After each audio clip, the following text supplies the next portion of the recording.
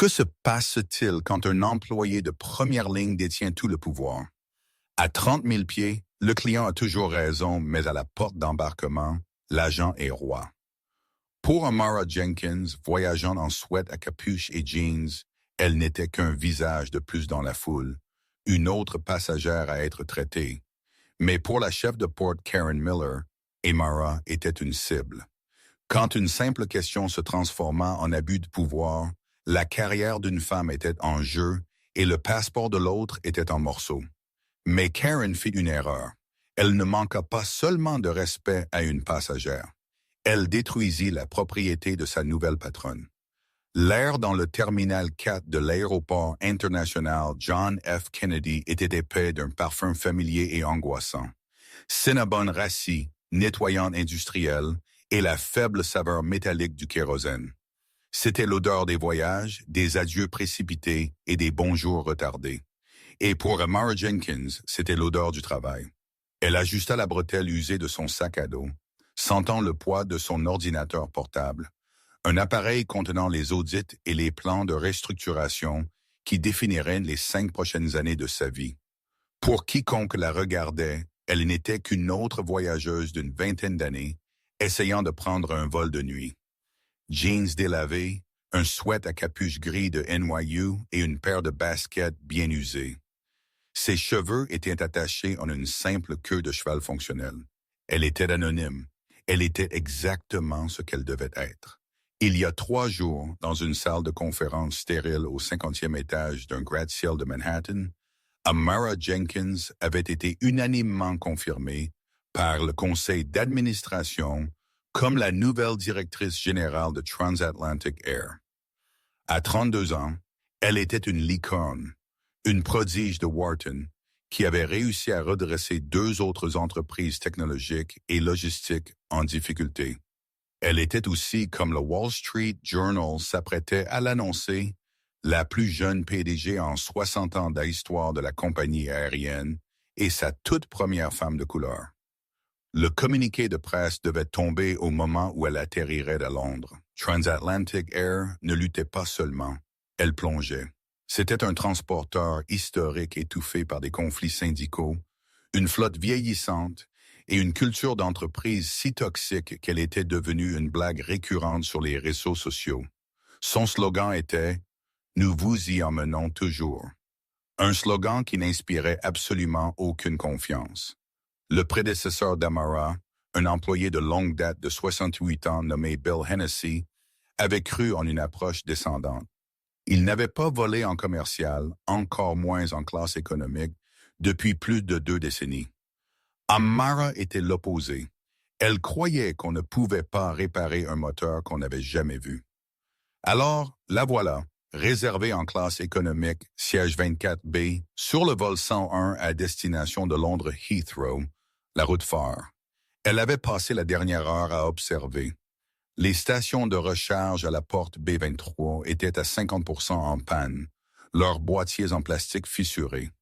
L'affichage numérique scintillait, avec 3 secondes de retard sur chaque mise à jour. Les agents de porte, 2 d'entre eux, semblaient épuisés, leurs visages illuminés par la dure lumière bleue de leur moniteur. Elle avait déjà noté la panne de l'application. Elle essaya de surclasser son siège, non pas parce qu'elle le voulait, mais pour tester le système. L'application se planta 2 fois avant de finalement lui offrir un siège du milieu en classe économie premium pour un insultant $400. Elle avait essayé d'utiliser un bon numérique, un geste d'excuse d'une réservation test précédemment annulée. L'application ne reconnut pas le code. C'est le point 0, marmonna-t-elle, tapant une note sur son téléphone. Friction. Friction partout.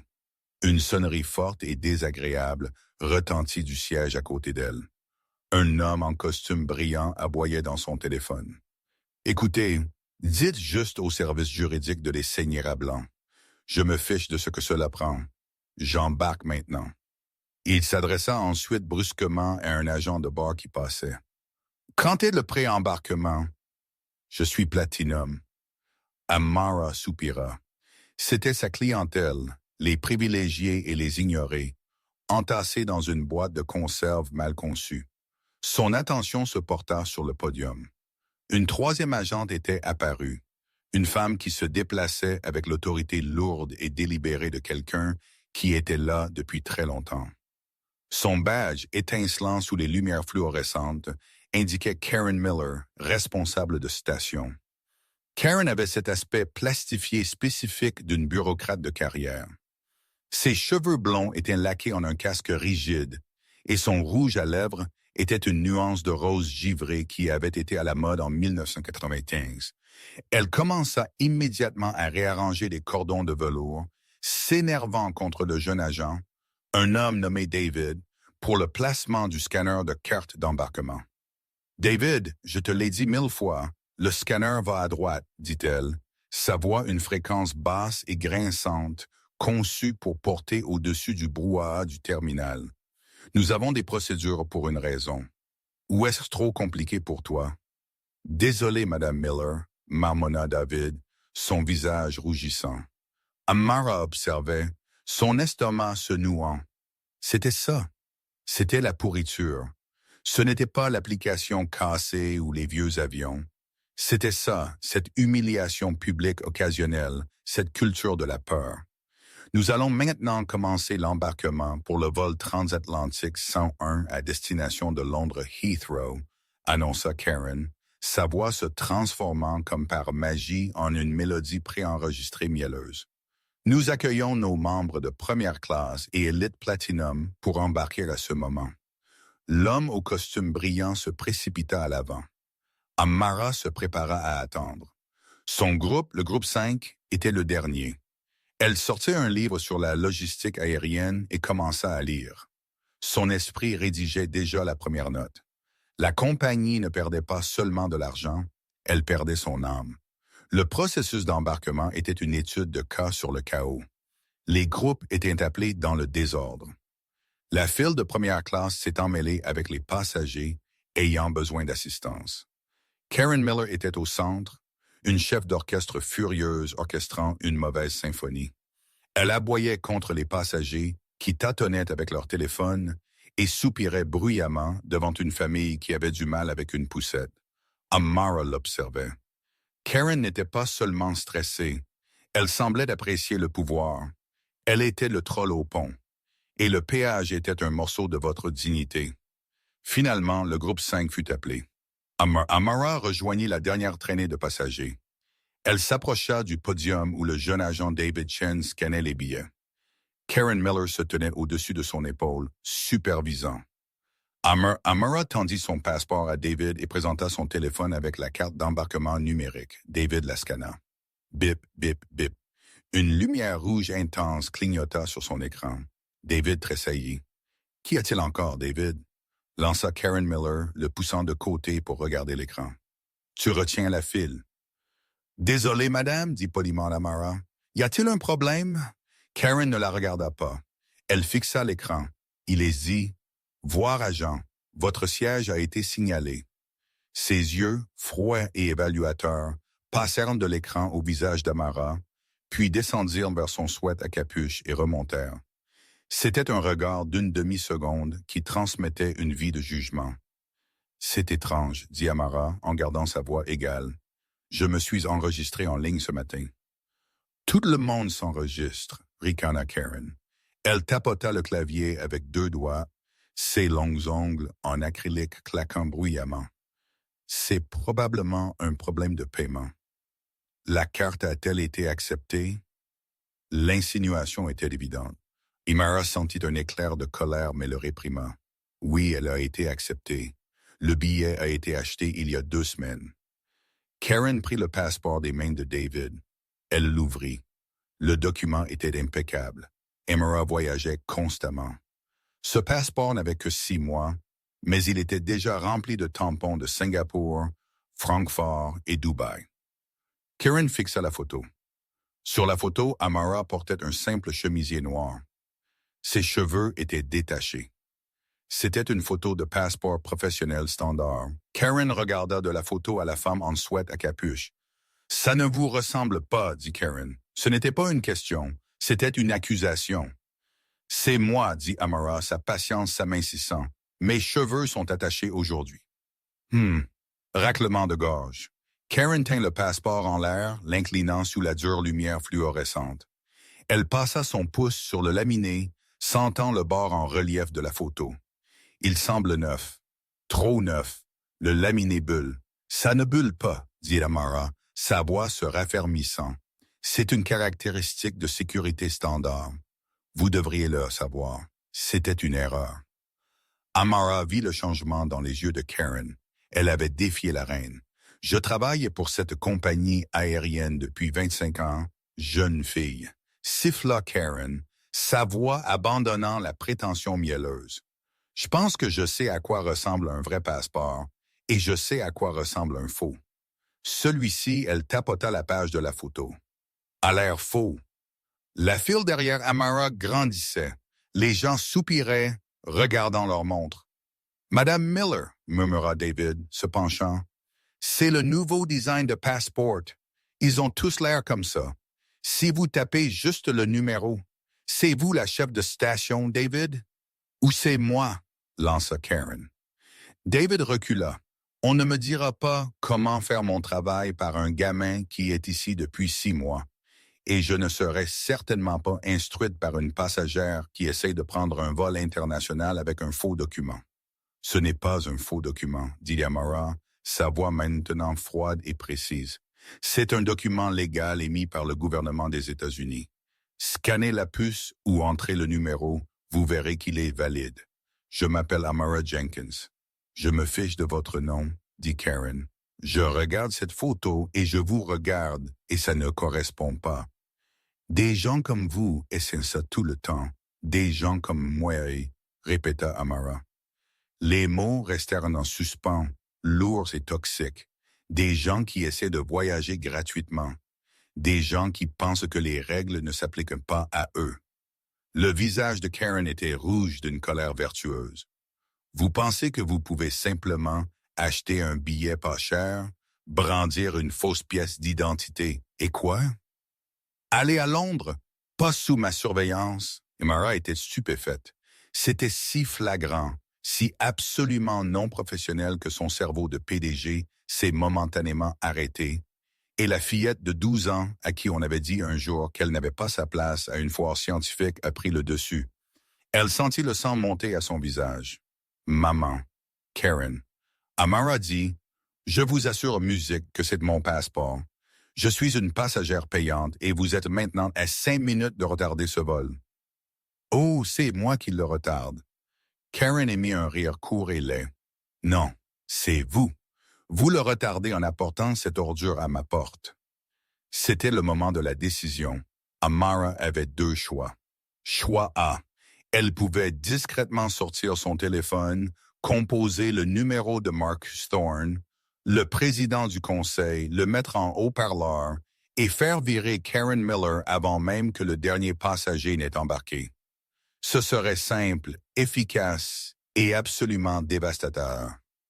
Choix B, elle pouvait aller jusqu'au bout. Elle pouvait voir ce qui se passe quand un client n'a aucun pouvoir, quand il n'est qu'un nom sur une liste, un visage sous un sweat à capuche. À la merci d'un système défaillant et d'un tyran mesquin, elle choisit B. Ce n'était plus un inconvénient, c'était des données. Les données les plus précieuses et les plus douloureuses qu'elle put acquérir. « Écoutez-moi très attentivement, » dit Amara, sa voix basse et dangereuse. « Vous faites une grave erreur, une très grave. Rendez-moi mon passeport et laissez-moi embarquer sur mon vol. » Karen perçut la menace et elle redoubla d'efforts. Une vraie brute, une fois défiée, ne recule pas. Elle intensifie. Elle doit prouver son pouvoir. « Vous n'embarquez pas sur ce vol, » déclara Karen. Elle le tenait le passeport dans sa main gauche. « Et ce document est confisqué comme preuve. »« Vous êtes une agente de compagnie aérienne, » dit Amara, sa voix montant légèrement d'incrédulité. « Vous n'avez aucune autorité pour confisquer un passeport américain. C'est un document fédéral. Vous enfreignez la loi. Je suis l'autorité supérieure à cette porte. » La voix de Karen était maintenant un cri strident. « Je suis responsable de la sécurité de ce vol. » « Et vous? Vous êtes un risque de sécurité. C'était le point de non-retour. Karen Miller, qui avait atteint son apogée il y a 15 ans en tant que chef de guerre, qui se sentait invisible et sous-estimé, qui voyait des personnes plus jeunes et plus intelligentes comme David Chen obtenir des opportunités qu'elle n'avait jamais eues, et qui voyait ça, cette fille en sweat à capuche bon marché, la défier. Elle a craqué. Elle tenait le passeport ouvert à la page de la photo. De sa main droite, elle a saisi le coin supérieur de la page laminée rigide et elle l'a déchiré. Ce n'était pas une déchirure nette, c'était un son de déchirure vicieux. Elle a déchiré le laminé, le tirant vers le bas, déchirant le papier en dessous juste à travers le visage d'Amara. La photo a été détruite. Le son fut plus fort qu'un coup de feu dans le terminal soudainement silencieux. David Chen haleta, ses mains portées à sa bouche. Madame Miller, non. L'homme d'affaires au costume brillant, qui était déjà sur la passerelle d'embarquement, s'arrêta et regarda en arrière. La famille avec la poussette regarda, les yeux écarquillés. Et Mara regarda son passeport, son identité, sa clé du monde, mutilée. Karen le fixa aussi. Pendant une seconde fugace, une lueur de « Oh mon Dieu, qu'ai-je fait ?» traversa son visage.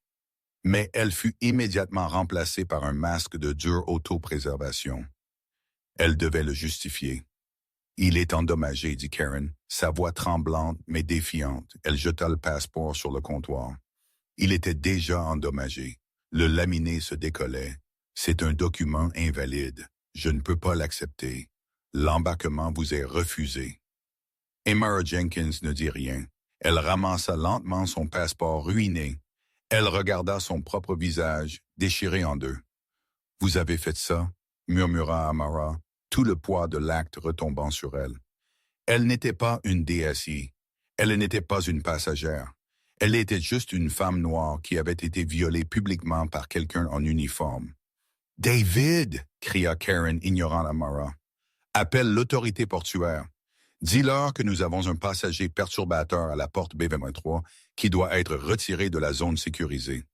Elle voyage avec des documents frauduleux. »« Non, » dit David. « Mademoiselle Miller, je ne fais pas ça. J'ai vu ce que vous avez fait. Vous ferez ce que je vous dis ou vous êtes viré. » hurla Karen. Elle saisit le téléphone elle-même. « Sécurité, c'est la chef de guerre Miller à la B23. J'ai un 1017. Une femme. Oui, refusant de quitter la porte, essayant de voyager avec un faux. Oui, cheveux foncés, portant un sweat à capuche gris. Envoyez quelqu'un maintenant. Nous devons faire partir cet avion. » Et Mara regarda Karen. Elle regarda David, qui semblait sur le point de vomir. Elle regarda les autres passagers qui faisaient maintenant semblant de ne pas voir, se hâtant de monter dans l'avion, désireux de s'éloigner de la scène. Elle ne serait pas escortée par la police. Pas comme ça. Avec un calme absolument terrifiant, Amara ramassa son sac à dos. Elle glissa le passeport détruit dans sa poche. « Vous n'avez aucune idée, » dit Amara Jenkins, sa voix un murmure plat et mort. « Ce que vous venez de faire. » Elle tourna et sans regarder en arrière, s'éloigna de la porte. Son vol, partant sans elle. Amara marcha jusqu'à être hors de vue de la porte B23. Ses jambes pesaient comme du plomb. Elle trouva une rangée de sièges vides près d'un magasin hors taxe fermé et s'assit, l'adrénaline s'écoulant, la laissant tremblante et froide. L'humiliation était une chose physique. C'était une brûlure dans sa gorge, une pression derrière ses yeux. Elle regarda la passerelle du vol 101 se rétracter. Elle entendit le faible et puissant sifflement des moteurs qui se mettaient en marche. L'avion, son bien, commença sa lente et lourde manœuvre de recul de la porte. Il partait et elle était bloquée. Elle sortit le passeport. Elle traça la déchirure en zigzag. Karen Miller n'avait pas seulement déchiré un document. Elle avait déchiré le tissu même de la compagnie qu'Amara avait été embauchée pour sauver. Elle avait prouvé par un acte violent et préjudiciable que Transatlantic Air était fondamentalement, peut être fatalement brisé. Pendant 1 minute entière, Amara laissa la colère l'envahir. Elle était pure, brûlante et clarifiante. Il n'y avait pas de tristesse. Il n'y avait pas de «pourquoi moi?». Il n'y avait qu'une rage froide, dure, de niveau exécutif. Elle prit une profonde inspiration. Elle sortit son téléphone. Elle n'appela pas la police. Elle n'appela pas la sécurité de l'aéroport. Elle les contourna tous. Elle composa son numéro en composition rapide. Ça sonna une fois. Amara, tu devrais être en l'air. Le Wi-Fi est déjà connecté. La voix était grave, cultivée, et appartenait à Marcus Thorne, le président du conseil d'administration de Transatlantic Air, âgé de 72 ans. Bonjour, Marcus, dit Amara. Sa voix était ferme. Je ne suis pas sur le vol, je suis toujours à JFK. Le silence à l'autre bout était lourd. Qu'est-ce qui s'est passé? Mécanique? Un retard? Non, Marcus, on m'a refusé l'embarquement. Vous? Quoi? Avez-vous manqué le vol? Non, on m'a refusé l'embarquement par la chef de gare à la porte B23, une femme nommée Karen Miller. Refusé l'embarquement pourquoi? Pour quel motif? Elle ne vous a pas reconnu? Elle ne savait pas qui j'étais, et c'était le but, dit Amara. Elle se leva et commença à marcher vers la sortie du terminal. Elle m'a accusé de voyager avec un faux passeport. Elle m'a dit, et je cite directement, que les gens comme vous essaient de voyager gratuitement. Et puis Marcus, elle a détruit mon passeport. Un autre silence, plus long. Celui-ci était glacial. Elle, quoi? Elle a physiquement déchiré la page de la photo de mon passeport américain. Elle l'a déchiré en deux. Amara pouvait entendre Marcus respirer. C'était une inhalation brusque et en colère. Amara, les mots me manquent. J'appellerai le chef des opérations aéroportuaires. J'appellerai l'autorité portuaire. Je ferai arrêter cette femme. Je ferai résilier son emploi à l'instant. Non. L'ordre fut si sec, si absolu, qu'il arrêta le président du conseil d'administration net. Amara, que voulez-vous dire? Non, vous ne ferez rien, Marcus. Vous n'appellerez pas l'aéroport. Vous n'appellerez pas l'autorité portuaire.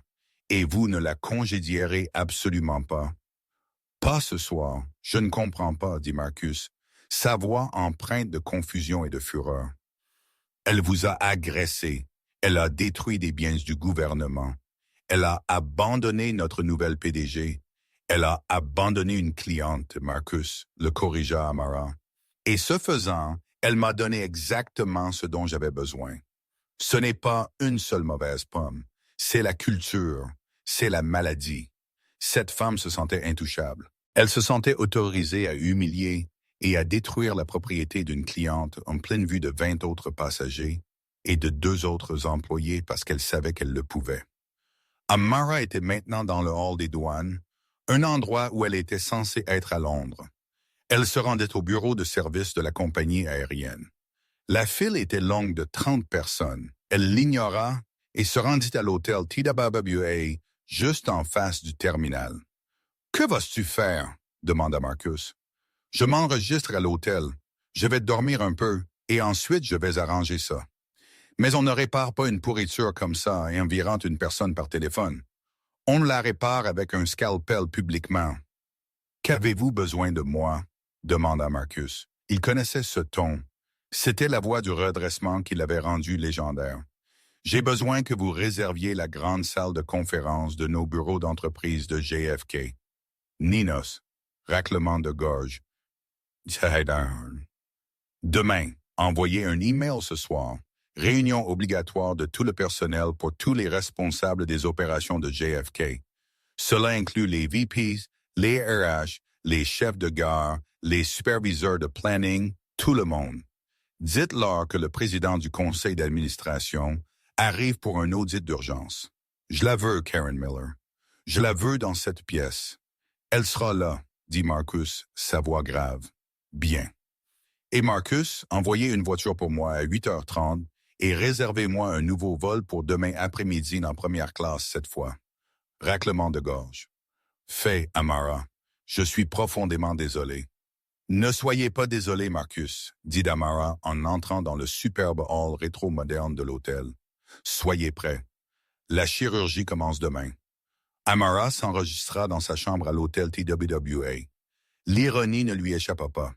Elle séjournait dans un monument à un âge d'or de l'aviation, une époque où le voyage aérien était synonyme de glamour et de respect, alors que sa propre compagnie aérienne s'effondrait par manque de décence humaine élémentaire juste en face.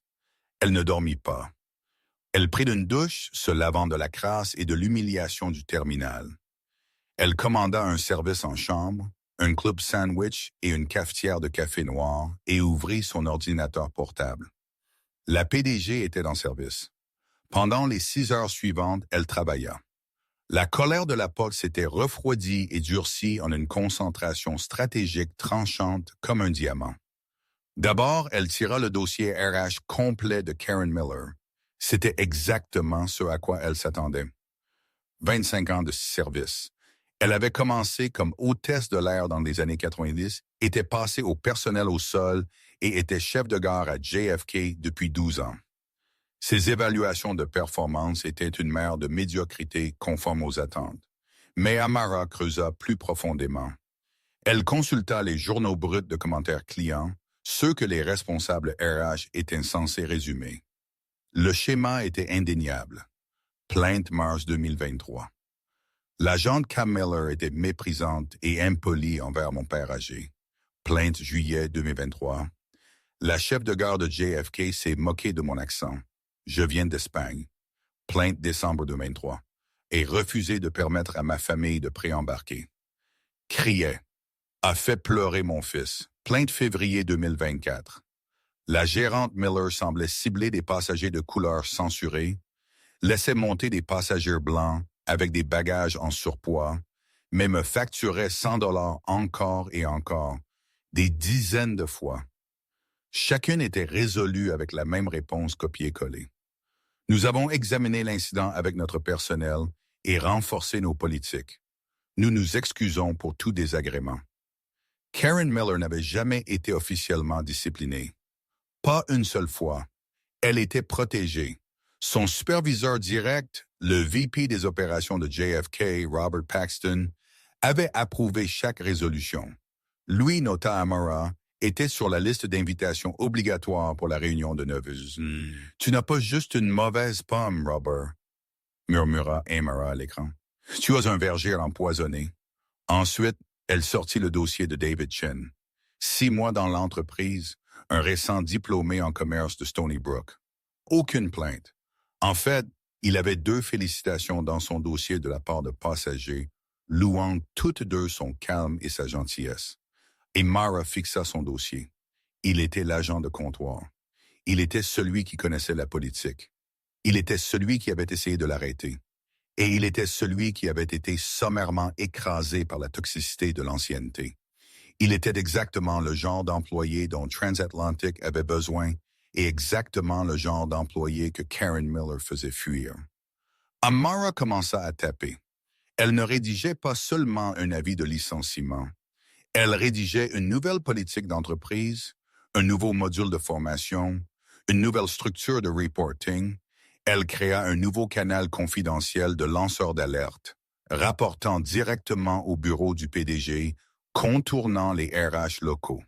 Elle l'intitula « L'initiative David Chen ». À 4 heures du matin, elle envoya par email ses nouveaux projets de politique au conseiller juridique de l'entreprise avec pour objet « effet immédiat ». Réviser et mettre en œuvre avant la fin de la journée. À 5 heures du matin, elle appela la ligne d'urgence 24h24 de l'Autorité des passeports américains pour les passeports perdus ou volés. Elle expliqua en termes calmes et précis que son passeport avait été délibérément détruit par un employé de compagnie aérienne. L'agent, à l'autre bout, fut pour la première fois dans l'expérience d'Amara absolument sans voix. Ils lui fixèrent un rendez-vous d'urgence au bureau de New York pour cet après-midi. À 7 heures, elle prépara ses vêtements. Le sweat à capuche et le jean allèrent à la poubelle. De sa valise sortirent un costume sur mesure d'un bleu marine profond, taillé au cordeau, une chemise en soie blanche impeccable et une paire de talons Louboutin noirs de 3 pouces. Elle n'était plus la passagère anonyme. Elle était l'exécutrice. À 8h30, sa voiture arriva. En traversant le hall, elle regarda enfin les alertes de son téléphone pour une diffusion immédiate. Transatlantic Air nomme Amara Jenkins, nouvelle PDG. Le communiqué de presse était tombé. Le secret était révélé. Bien, dit-elle à son reflet dans la vitre teintée, ils sauront tous qui je suis. La salle de conférence principale du bâtiment Transatlantic Air, une boîte terne des années 1940, accroupie près du parking longue durée, bourdonnait d'une énergie nerveuse. Il était 8h55. La salle était bondée de plus de 50 managers, VPs et superviseurs. Tous serraient des gobelets en styromousse offert, remplis d'un café terrible, chuchotant entre eux. Pourquoi Thorne est-il ici? Est-ce le prix du carburant? Avons-nous perdu les créneaux de Heathrow? J'ai entendu dire qu'il déposait le bilan. Karen Miller était là, vers le fond. Elle tenait salon avec 2 autres agents de porte seniors, se plaignant bruyamment. Vous y croyez? 9h sur un mardi. J'ai dû échanger mon corps. Nous sommes déjà en sous-effectif. Et maintenant cette réunion d'urgence. C'est ridicule. Robert Paxton aurait dû s'opposer. On n'appelle pas une réunion de tout le personnel juste parce que le vieil homme du conseil a une lubie. Quelle était la situation hier soir, Karen? Demanda une de ses amies. J'ai entendu dire que tu avais dû appeler la sécurité pour quelqu'un. Karen prit une gorgée de son café et sourit d'un air suffisant. Oh, juste une fille en sweat à capuche qui essayait de prendre l'avion avec un faux passeport. Elle est devenue bruyante, alors j'ai géré ça. Disons simplement qu'elle ne volera pas à Londres de sitôt, dit Karen avec un rire suffisant. J'ai déchiré son passeport en morceaux. Il faut être ferme. Ces gens pensent qu'ils peuvent vous marcher dessus. Vous leur montrez qui est le patron. C'est le seul langage qu'ils comprennent. Son ami parut impressionné. Merde, musique Karen, tu es une dure. Dans la même pièce, assis au premier rang, se trouvait David Chen. Il n'avait pas dormi. Il était venu à la réunion, convaincu qu'il allait être licencié. Karen avait déposé un rapport contre lui pour insubordination. Il était pâle, terrifié, et serrait ses mains sur ses genoux. À 9h02, raclement de gorge, et les portes à l'avant de la salle s'ouvrirent. D'abord, Marcus Thorne, le président, entra. Il semblait furieux. Il marcha directement vers le podium, mit ses lunettes et fixa la foule assemblée jusqu'à ce qu'elle se taise. « Bonjour, dit-il, sa voix un grondement bas qui exigeait l'attention. Nous sommes à un carrefour. Cette entreprise échoue non pas à cause de nos avions ou de nos itinéraires ou de nos prix. Elle échoue à cause de notre culture. Elle échoue parce que nous avons oublié qui nous servons. » Il marqua une pause, laissant les mots s'imprégner. Le conseil a pris une décision décisive. Nous avons une nouvelle dirigeante, Takrin. Une dirigeante qui comprend qu'une entreprise se construit de bas en haut et non de haut en bas. Une dirigeante qui a fait ses preuves en réparant ce qui est cassé.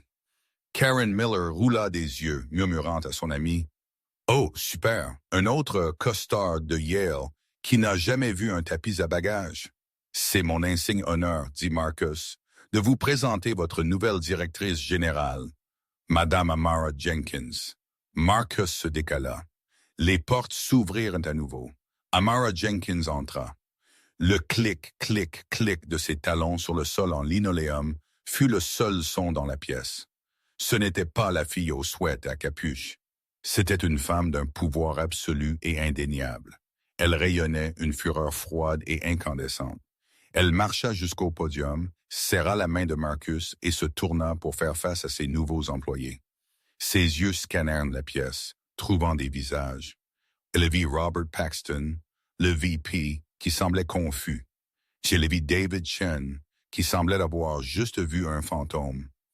Et puis ses yeux se posèrent sur Karen Miller. Le sourire suffisant de Karen se figea. Son visage devint atone.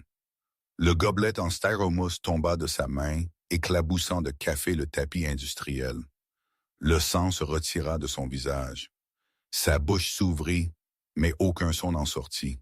« Non, murmura Karen. Ça ne peut pas.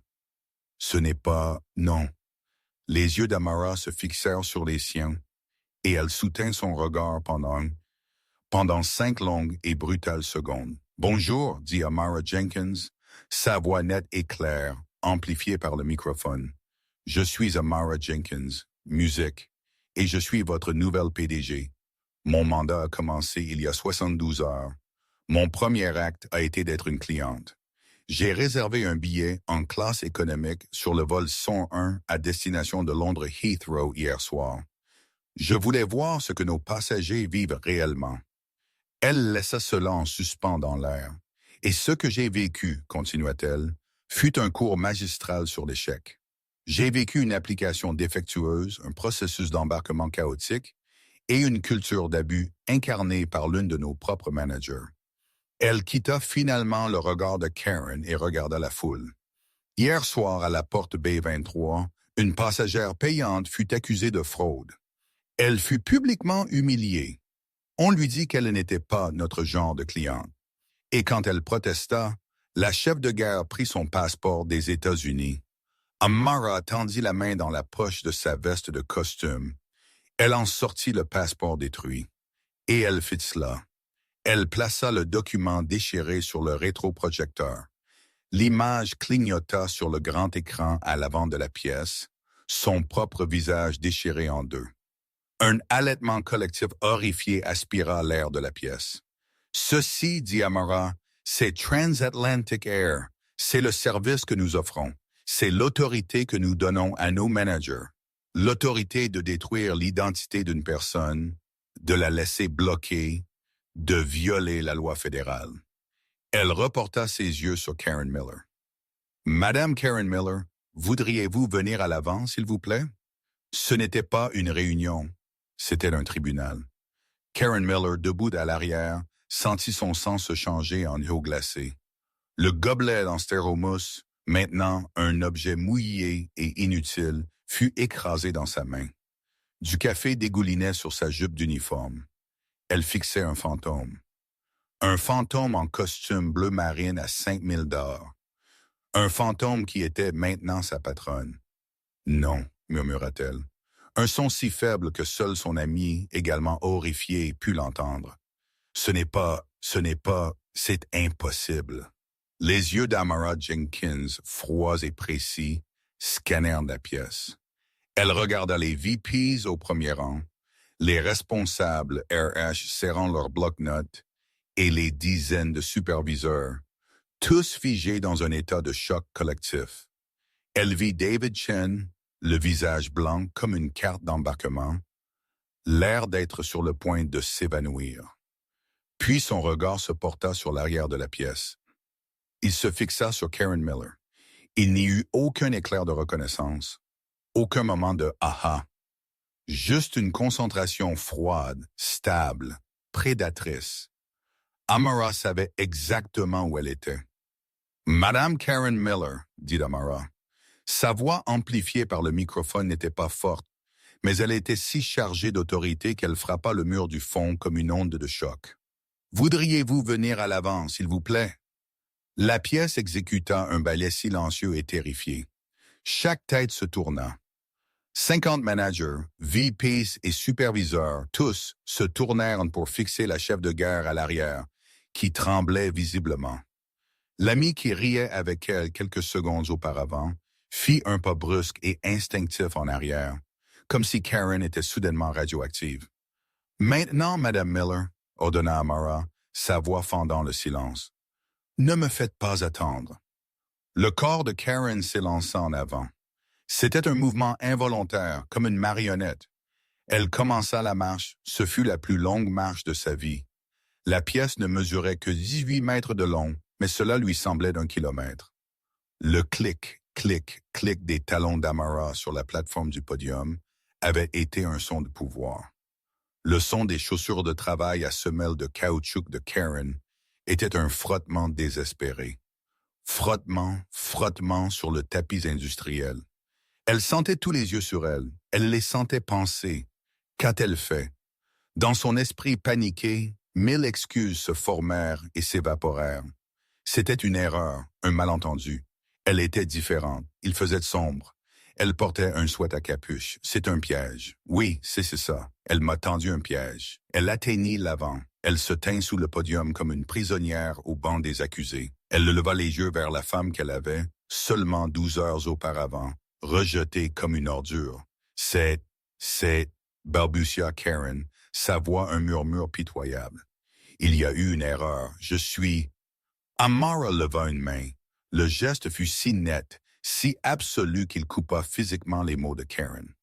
Madame Miller, commença Amara, sa voix un calme conversationnel terrifiant. Vous êtes dans cette entreprise depuis 25 ans, 3 mois et 12 jours. Est-ce exact, Karen? Stupéfaite par la précision, elle ne put que hocher la tête. Oui. Pendant ce temps, vous avez reçu, selon mon compte, 14 modules de formation distincts sur les protocoles de sécurité, l'interaction avec la clientèle et le traitement des documents de voyage fédéraux. Est-ce qu'également exact? Je crois que oui. Oui. Bien. Amara tendit la main dans la poche de sa veste de costume. Elle ne sortit pas un téléphone ou un dossier. Elle sortit le passeport mutilé. Elle le tint en l'air, pincé entre son pouce et son index, comme s'il s'agissait d'une preuve contaminée. Puis elle s'éloigna du podium pour se diriger vers le rétroprojecteur, le même qui affichait la diapositive de bienvenue, et plaça le passeport sur la vitre. L'image clignota sur l'écran géant derrière elle, son propre visage déchiré en deux. Le laminé se décollait, les fibres de sécurité bleues et rouges sectionnées. Un halètement collectif horrifié aspira l'air de la pièce. C'était une chose d'en entendre parler. C'en était une autre de le voir. Ceci, dit Amara, sa voix s'abaissant, est ma propriété. C'est un passeport des États-Unis. Et la nuit dernière, vous lui avez fait ça. Je veux que vous le regardiez, Karen. Regardez ce que vous avez fait. Les yeux de Karen allaient et venaient entre Amara et l'écran. Il était endommagé. Je vous ai dit le laminer. Il se décollait. Il avait l'air faux. Je ne faisais que suivre. Je suivais le protocole. Protocole? Amara répéta le mot comme s'il était étranger. Vous êtes la chef de guerre principale. Vous me dites, devant toute la direction de JFK, que votre protocole pour un document suspecté d'être faux est quoi? De le saisir, d'appeler les douanes et la protection des frontières. Non, vous m'avez dit que c'était une ordure et ensuite vous l'avez déchiré.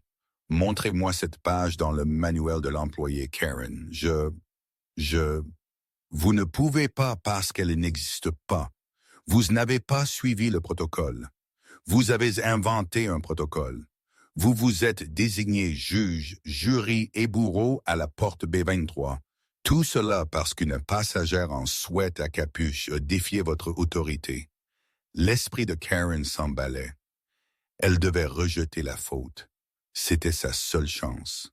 J'étais sous stress. Nous étions en sous-effectif et David Chen, il était au scanner. Il aurait dû le signaler correctement. Il est nouveau. Il n'a pas appelé de superviseur. Au premier rang, David Chen tressaillit comme s'il avait été frappé. La tête d'Amara se tourna vers lui, un ennemi, puis revint vers Karen, ses yeux plissés. Vous allez le blâmer? Vous allez rester ici après ce que vous avez fait et jeter M. Chen sous les roues du bus. La voix d'Amara devint soudain un laser. J'étais là, mademoiselle Miller. Je me souviens de chaque seconde.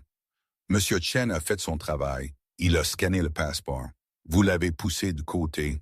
Il a essayé de vous dire que c'était le nouveau design de passeport. Il a essayé de vous dire de vérifier le numéro. Et vous lui avez crié dessus. Vous lui avez dit qu'il était un gamin incompétent et avait menacé son emploi devant une file de 30 passagers. C'est ce qui s'est passé, n'est-ce pas? Karen était acculée. Le mensonge avait échoué. Tout son corps tremblait, son visage un masque de sueur et de terreur. Je...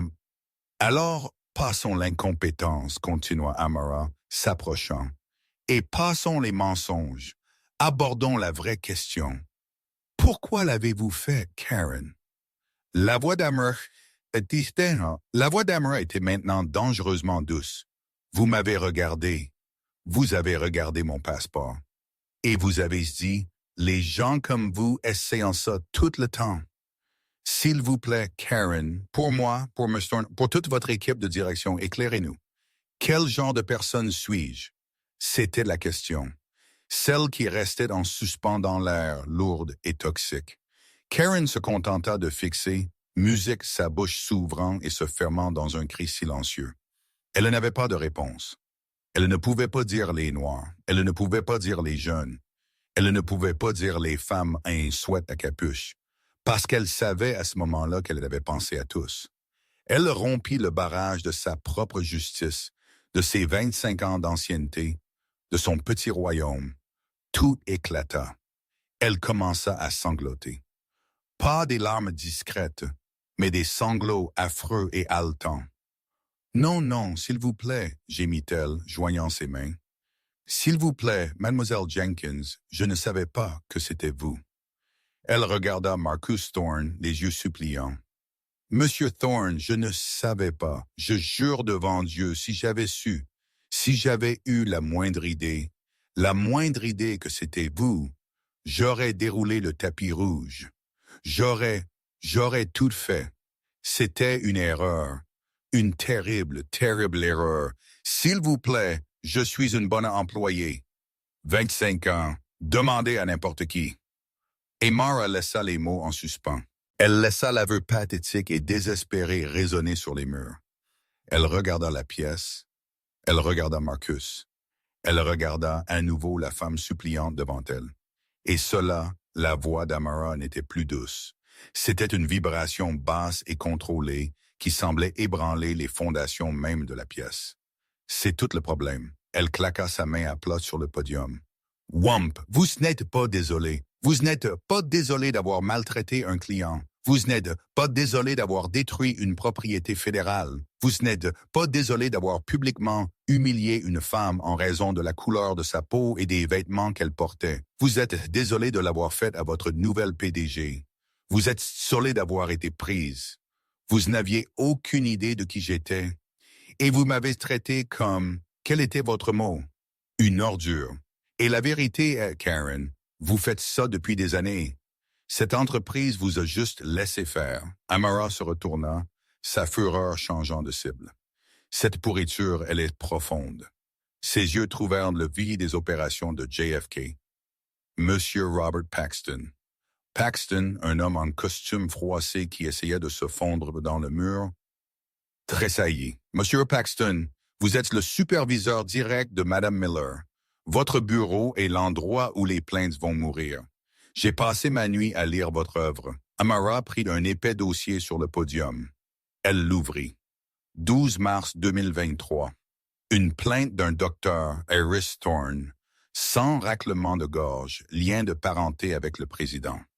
Il écrivit que la chef de guerre Miller était méprisante et cruelle envers son père de 80 ans, qui était en fauteuil roulant. Votre réponse, nous avons examiné l'incident et renforcé nos politiques. Vous avez signé. 30 juillet 2023. Une plainte d'une famille qui écrivit que Mademoiselle Miller s'est moquée de l'accent de ma femme et a délibérément séparé notre famille dans l'avion. Votre réponse. Nous nous excusons pour tout désagrément. Vous avez signé. 22 décembre 2023. Noël. Une plainte selon laquelle Madame Miller a fait pleurer un enfant autiste en criant sur sa mère à propos d'un sac cabine. Votre réponse, un bon de 50 $. Vous avez signé. Elle claqua le dossier. Vous, monsieur, n'êtes pas un manager. Vous êtes un facilitateur. Vous êtes le jardinier de ce poison. Vous l'avez protégé. Vous avez cultivé cette culture. Alors voici ce qui va se passer. Votre département entier est mis sous tutelle à compter d'aujourd'hui.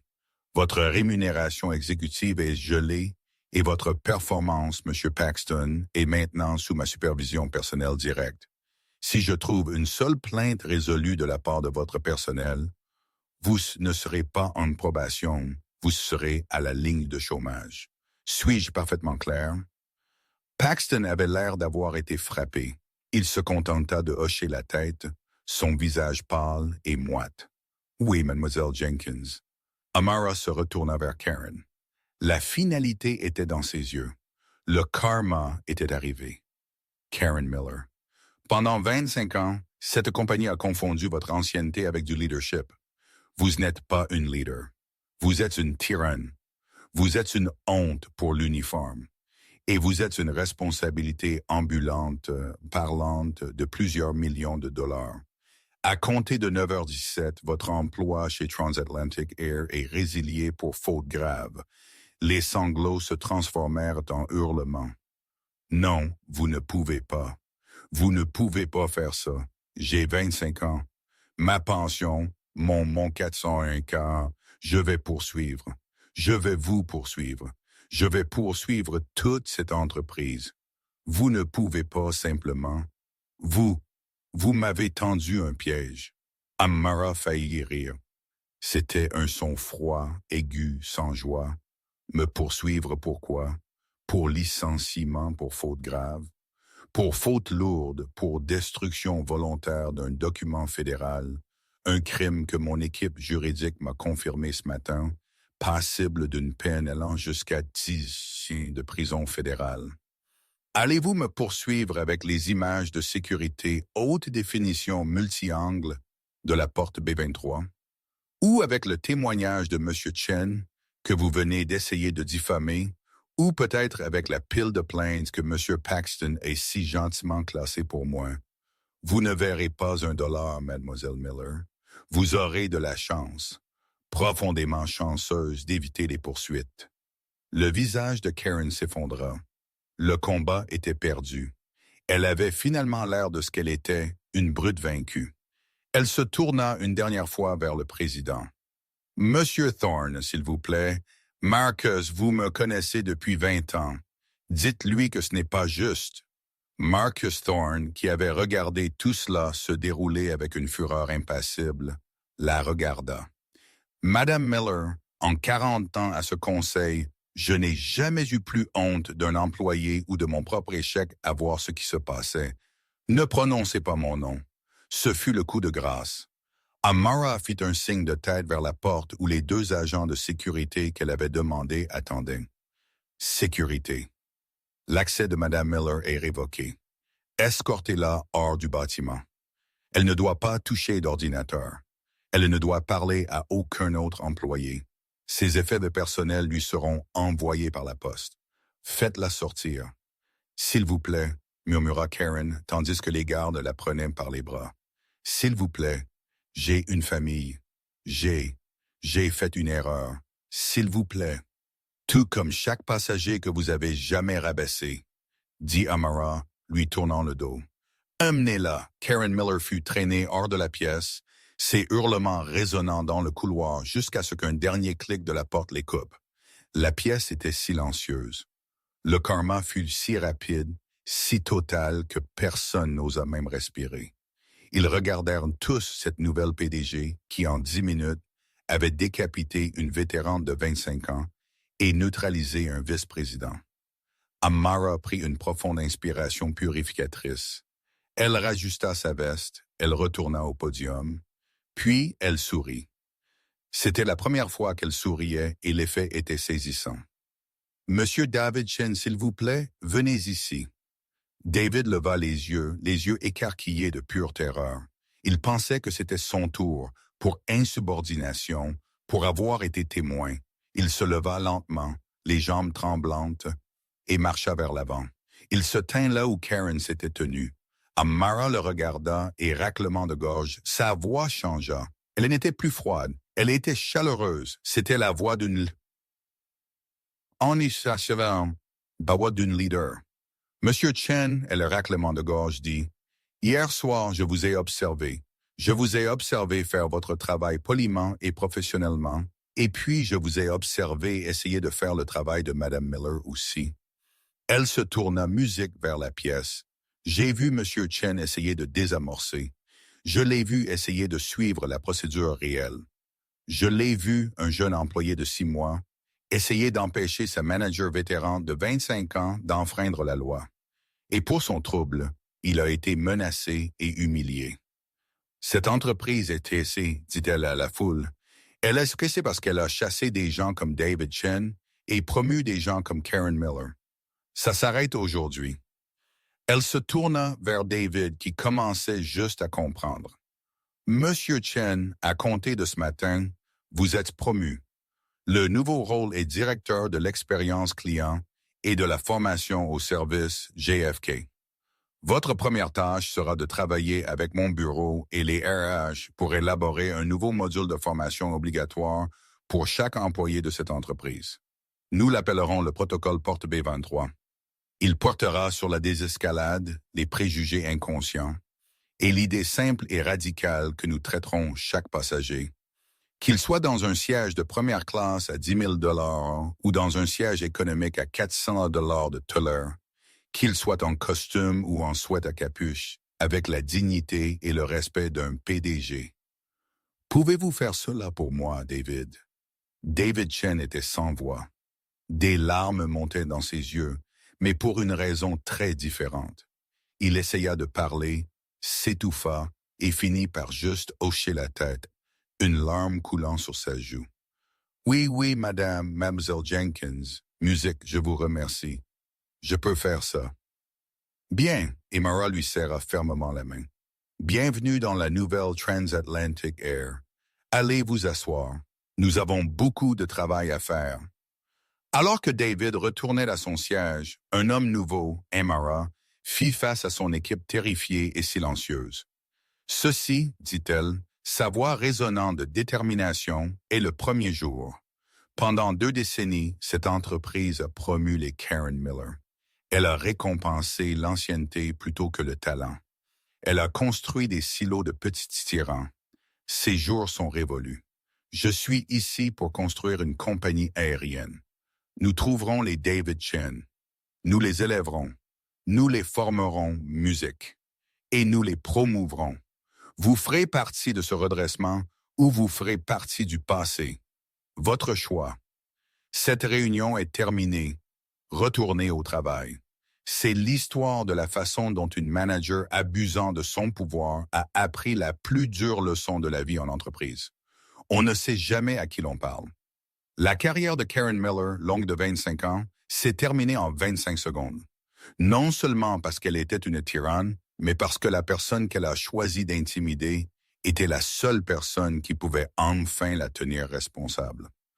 Amara Jenkins n'a pas seulement viré une mauvaise employée, elle a signalé un changement dans toute la culture de l'entreprise et en promouvant la personne même qui avait fait preuve d'un peu de gentillesse. C'est une véritable leçon de vie sur le karma. Parfois, la personne sur laquelle vous marchez est celle qui tient l'échelle. Qu'en pensez-vous? Ce karma était-il justifié ou le licenciement était-il trop dur? Faites-moi part de vos réflexions dans les commentaires ci-dessous. Et si vous avez aimé cette histoire, n'hésitez pas à aimer, partager et vous abonner pour plus d'histoires de karma et de conséquences.